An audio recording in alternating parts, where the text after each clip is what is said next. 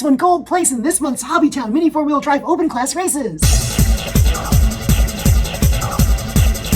Tamiya Mini 4-Wheel Drive Open Class Finals. In lane 1 is Doug. In lane 2 is, Doug. In lane 3, I think it's going to be, Doug. And then 4 is, Claire. Claire, you showed up. And then who's in 5? Oh, Doug. Okay. Claire, good luck. All right, on your mark. Get set, go. For first, second, and third. Doug showed up. Claire's trying to get him. 1 lap. Claire's in there. Claire's in the mix. 2 laps. Claire's still in second. Oh! I think we had a jump there. We got to re-race those. There was a stop. Yep, stop them. 2, 3, 4, 5. You guys ready? Start them up. Scott needs another hand, talking all that smack. Go ahead, Scott, come on now. You don't want me standing over here, you better be ready. On your mark, get set, go. Here we go. First, second, and third. Oh, he's back in. Claire playing catch up. Claire's catching up. Here we go. Lap 2. Lap 3. Staying in. Here we go. Lap 4. Oh, 1 out, 2. Oh, 1 out. Just the 1's out. That's it. Last lap right here. Last lap. Claire trying. Claire's trying. Oh, Claire! Claire gets the win! What? Whoa!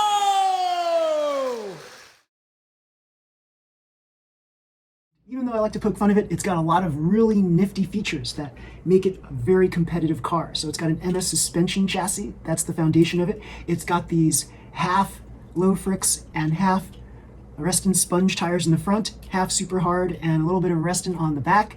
It's got pierced wheels. It's got my innovations, including my Flexiplate, as well as my body damper, which is made of body catcher material. Lots of little nice things here, and this car is light as heck. So this is like 112 grams, which is lighter than most open class cars that I've raced against. I've been criticized by many people about my Flexiplate design. They're talking about like negative camber is a bad thing on here, and how the negative camber can result in forcing my car to course out, but I've actually never seen my car course out in the situations that were described. So I think it's because I've got all these other things to compensate for it, so that's why I don't course out in those particular situations. What I do know is this gives an incredibly smooth ride. Now, if you take a look at the replays of the video, you'll see that my car never once stopped.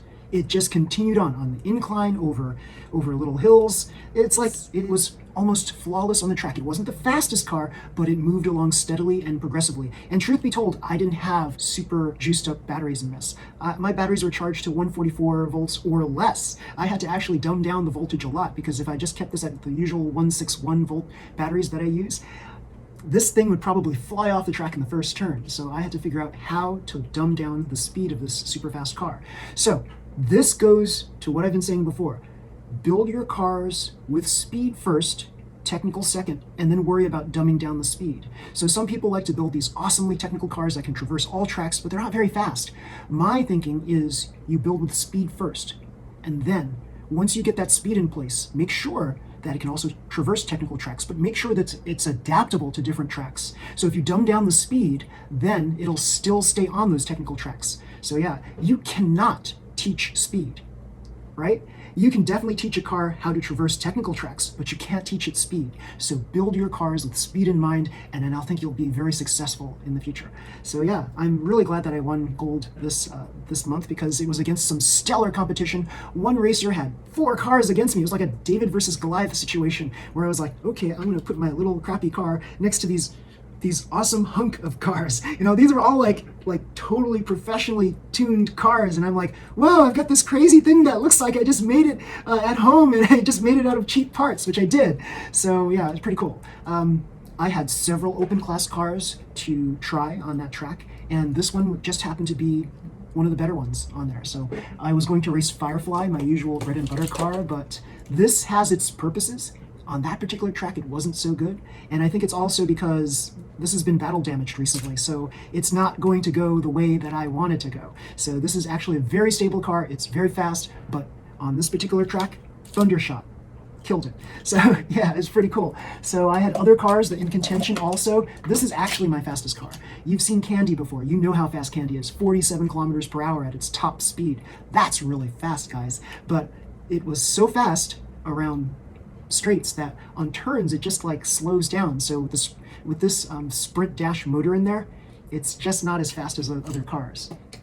I also had another contender. I raced 2 cars in this race, and yeah, I really wanted this to win because this is a pretty fast car. It's very heavy though. It's very, very heavy. But I wanted this to win because it's an animal racer, because I wanted people to see that animal racers could be really fast too. And you know what? It is a fast car. It's just not against that particular competition though. That particular competition, everybody was using metal this and metal that, and this has got these little plastic rollers here, which are not going to be as good, especially since it's got the rubber rings on it too. So yeah, but it is a fast car nonetheless. And one day I will replace these plastic rollers with metal ones. So you have different cars for different purposes. Always, always, always bring more than one car to test on the track so that you can see which one is the best for that particular track, and then you race with that one. Yeah, so that's the secret to winning lots of races. Just try to get your best car on the field and race with that. So box stock and tune class, I didn't fare as well. Box stock, I had a really fast car that was like, it started from behind in many of the races, but then it just quickly raced forward. It was my mock frame, my Voltron, and it suffered a fatal injury.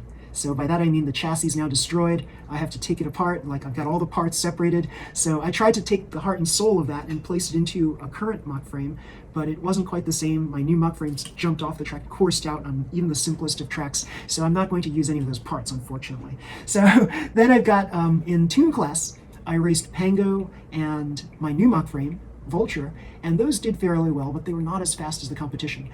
Tune class is probably my weakest category because I feel that it is a very challenging category. It's got one of those things where there's so many restrictions, right? Like box stock and tune class, so many restrictions. To me, that's harder than open class. To me, open class is where you can let your creativity fly, and you can make these flying cars that are super fast. And once you learn the technologies that you need to do well in open class, then you could go and bring that same kind of level of detail to your box and your tune class. Now in box and tune, you're not allowed to do the kinds of things that you can do in open class. But what I mean is, you know that you have to oil your rollers properly. You know that you have to grease up your gears. You know that your springs must be aligned and even. You know that this must be in line with the chassis.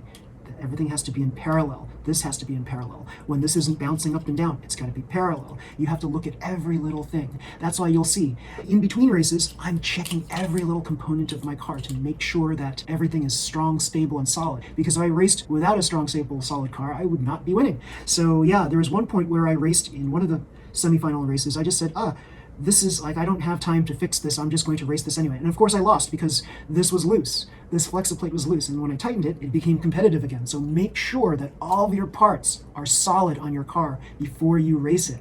So yeah, it's very, very important. And make sure that you have the battery voltage set to what you want it to be. That's very, very important. That way you can reproduce the results almost every single time. Now, with track vibrations playing a factor, that could be any person's game, right? So you never know if somebody's going to hit a wall right next to you and your car happens to be against that wall, and that's going to cause some weird vibration causing your car to course out. So that just happens. That's the normal course of the game. So that's just random chance. So your car has to account for things like that too. Vibration control. So there is a formula for figuring out vibration control. I'm going to put it in a program at some point soon. And yeah, based on all of the parts of your car, all around it, I'll be able to come up with what's called a vibration score. So the vibration score will tell the racer how good his or her car is in terms of how much vibration control it can take, how much vibration damage it can take when it's next to another vehicle. So I think that would be a pretty useful tip.